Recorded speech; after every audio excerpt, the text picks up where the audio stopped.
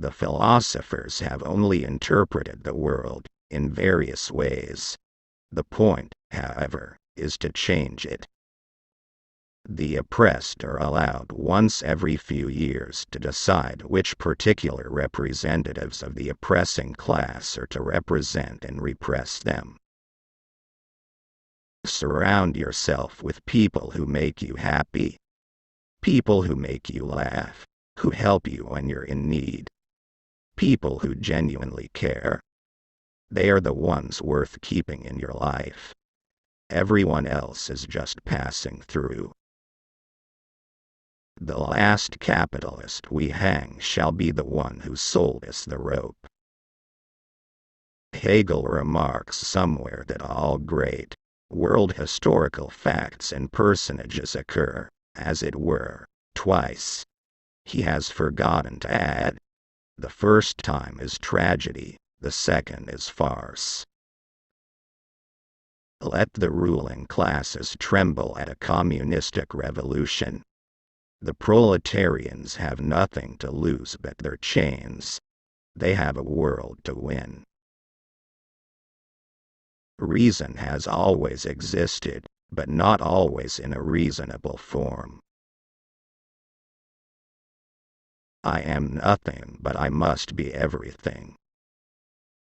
To be radical is to grasp things by the root. Go on, get out. Last words are for fools who haven't said enough. It is not the consciousness of men that determines their being, but, on the contrary, their social being that determines their consciousness.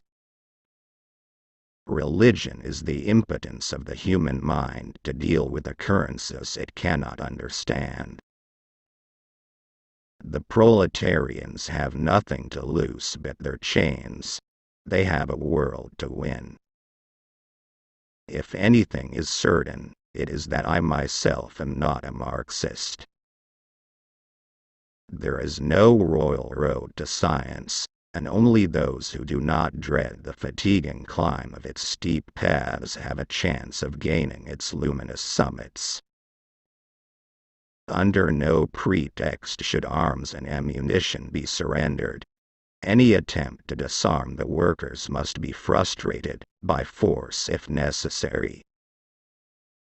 Modern bourgeois society, with its relations of production, of exchange, and of property, a society that has conjured up such gigantic means of production and of exchange, is like the sorcerer, who is no longer able to control the powers of the nether world whom he has called up by his spells.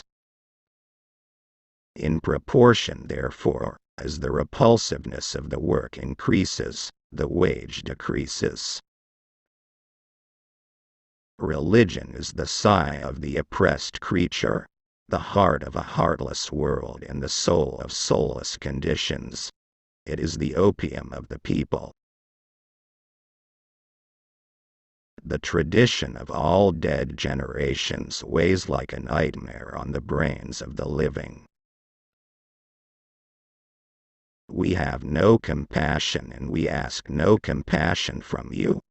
When our turn comes, we shall not make excuses for the terror. Society does not consist of individuals, but expresses the sum of interrelations, the relations within which these individuals stand. Labor in the white skin can never free itself as long as labor in the black skin is branded. The increase in value of the world of things is directly proportional to the decrease in value of the human world. Then the world will be for the common people, and the sounds of happiness will reach the deepest springs. Ah, come, people of every land, how can you not be roused? If you love without evoking love in return, if through the vital expression of yourself as a loving person you fail to become a loved person, then your love is impotent, it is a misfortune.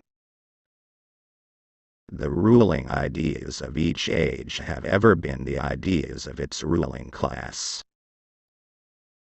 The production of too many useful things results in too many useless people. The education of all children, from the moment that they can get along without a mother's care, shall be in state institutions.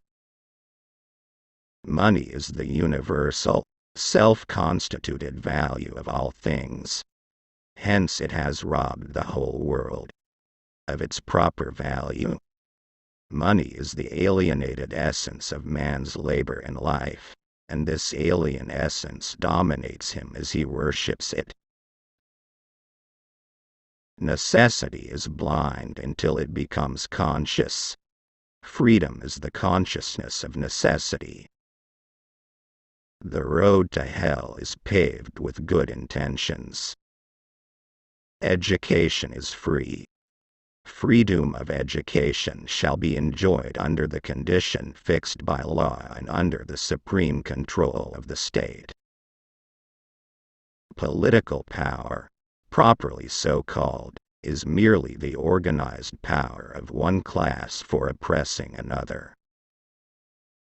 A commodity appears at first sight an extremely obvious, trivial thing, but its analysis brings out that it is a very strange thing, abounding in metaphysical subtleties and theological niceties. Social progress can be measured by the social position of the female sex. Merely quantitative differences, beyond a certain point, pass into qualitative changes. Just as man is governed, in religion, by the products of his own brain, so, in capitalist production, he is governed by the products of his own hand.